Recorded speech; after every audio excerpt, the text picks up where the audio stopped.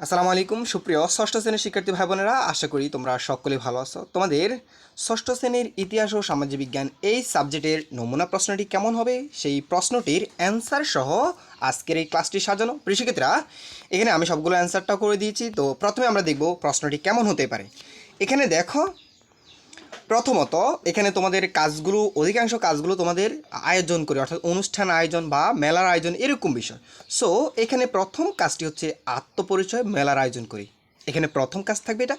তো এক্ষেত্রে মেলার আয়োজন করি, এখানে কাজের মধ্যে তোমাকে তিনটা বৈশিষ্ট্য তোমাকে তুলে ধরতে হবে। প্রথম হচ্ছে কাজের উদ্দেশ্য, প্রয়োজনীয় উপকরণ এবং কাজের নির্দেশনা, এই তিনটি কাজ। ঠিক আছে, এটা হচ্ছে প্রথম কাজ। তাহলে আমরা দেখব প্রথম কাজটির সমাধান কিভাবে করতে হয়। দেখো প্রিয় শিক্ষার্থীরা, কাজ এক সমাধান। মূল কাজ হচ্ছে কি, আত্মপরিচয়, মেলার আয়োজন করি। তো এক্ষেত্রে আমাদের তিনটা নির্দেশনা দেওয়া হচ্ছে: কাজের উদ্দেশ্য, কাজের উপকরণ এবং কাজের নির্দেশনা। তো এখানে দেখো প্রিয় শিক্ষার্থীরা, তোমার যদি ক্লাসটি যদি দেখতে সমস্যা হয়, একটু গোল দেখা যায়, তাহলে এইচডি কোয়ালিটি দিয়ে ভিডিওটি কন্টিনিউ করো, তাহলে লেখাগুলো স্পষ্ট দেখতে পাবে। ঠিক আছে। আচ্ছা দেখো, কাজের উদ্দেশ্য হচ্ছে সামাজিক পরিচয়, বিভিন্ন উপাদান সম্পর্কে জানা। প্রয়োজনীয় উপকরণ হচ্ছে কাপড়, ডিম, মাটি তৈরি পুতুল, ভাষণ, বর্ণমালা, চার্ট, বাসা থেকে নিয়ে আসা বিভিন্ন খাবার, পারিবারিক এই কাগজ কলম ইত্যাদি। ঠিক আছে, এটা হচ্ছে প্রয়োজনীয় উপকরণ। এরপরে হচ্ছে তোমার কাজের নির্দেশনা। কাজের নির্দেশনায় কী কী থাকতে পারে বা পরিকল্পনা কী কী থাকতে পারে: শিক্ষকের সহায়তা, শিক্ষার্থীদের দলে ভাগ হয়ে নেওয়া, এবার সাথে সাথে পুতুল সহ আগে তৈরি করে রাখা, সংস্কৃতির নিদর্শন, বাসা থেকে খাবার, দক্ষিণ এশিয়ার অন্যান্য দেশের সংস্কৃতির নিদর্শনের দিয়ে স্টল সাজানো। মেলার শেষ হওয়ার পর এখান থেকে যা শিখেছি তার সম্পর্কে একটা অনুচ্ছেদ লিখবে। ঠিক আছে, এই যে প্রথম কাজটির সম্পর্কে তুমি যা করছো সেই সম্পর্কে আবার একটা অনুচ্ছেদ লিখতে হবে। তো অনুচ্ছেদ আমি পড়ছি না, তোমরা একটু দেখে নাও। ঠিক আছে, অথবা স্ক্রিনশট নিয়ে রাখতে পারো। প্রিয় শিক্ষিতরা দেখো, এভাবে তুমি বা আরও ছোটো করে, তুমি এখানে বড় করে, একটু বড় করে দেওয়া আছে, তোমরা আরও ছোটো করে লেখার চেষ্টা করবা এই অনুচ্ছেদটি। ঠিক আছে। আচ্ছা, প্রথম কাজের সমাধান আমরা দেখলাম, এবং প্রথম কাজটা কী ছিল? মেলার আয়োজন করি বা অনুষ্ঠান আয়োজন করি, এরকম বিষয়টা। দ্বিতীয় কাজটা হতে পারে দলে দলে ভাগ হয়ে নিজের ও অন্যের আত্মপরিচয়, করণীয় আচরণগুলো নিচের চকে লিখি। এখানে একটা চক দেওয়া থাকবে যে নিজের আত্মপরিচয় করণীয়গুলো এখানে লিখবা, অন্যের আত্মপরিচয় করণীয়গুলো এখানে লিখতে হবে। ঠিক আছে, তো এই দুইটা চকের মধ্যে আমাদের তথ্যগুলো ইনপুট করতে হবে। তো দেখো প্রিয় শিক্ষার্থীরা, এটার অ্যান্সারটা আমরা দেখব যে কাজ 2 এর সমাধান। যে প্রথম আমরা লিখব নিজের আত্মপরিচয় করণীয়। এখানে লিখব আমার মাতৃভাষা বাংলা, আমি বাংলা ভাষায় কথা বলি। নিজের ধর্ম যথাযথ পালন করব, নিজের নাম সঠিকভাবে প্রকাশ করব, নিজের পছন্দ অনুযায়ী ফুটবল ভালোভাবে খেলব। এখানে অন্যর আত্মপরিচয় করণীয়গুলো: অন্যর ভাষাকে শ্রদ্ধা করব। ঠিক আছে, এখানে নিজ ধর্ম, যেহেতু এখানে অন্য ধর্মকে সম্মান দেখাবো। এরপর নিজ নাম সঠিকভাবে প্রকাশ, এখানে অন্যের নাম দিয়ে তিরস্কার করা যাবে না। ঠিক আছে, এরপর এখানে অন্যের পছন্দ খেলা নিয়ে বিরূপ মন্তব্য করা যাবে না।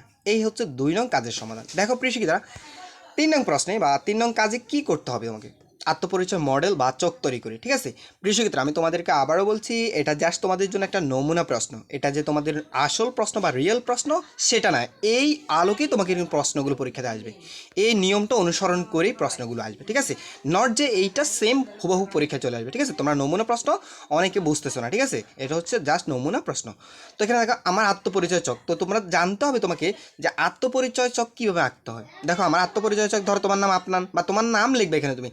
তোমার নাম কি?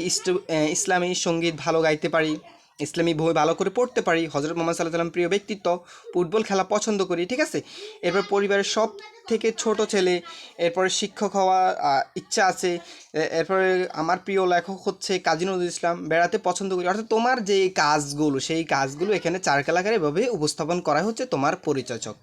আশা করি তোমরা বুঝছো।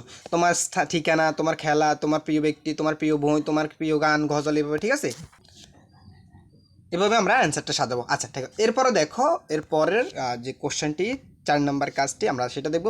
এখানে বলছে আমাদের সামাজিক পরিচয়ে প্রতিবেদন তৈরি করা, অর্থাৎ সামাজিক পরিচয়ের একটি প্রতিবেদন তৈরি করতে বলছে। প্রিয় শিক্ষার্থীরা দেখো, এখানে প্রতিবেদন তৈরি করতে বলছে। তো প্রতিবেদনের যে বিষয়টি, তো প্রতিবেদনের ক্ষেত্রে তোমাকে যে নিয়মটি অনুসরণ করতে হবে সেটা হলো, তোমার প্রতিবেদনের শিরোনাম থাকবে।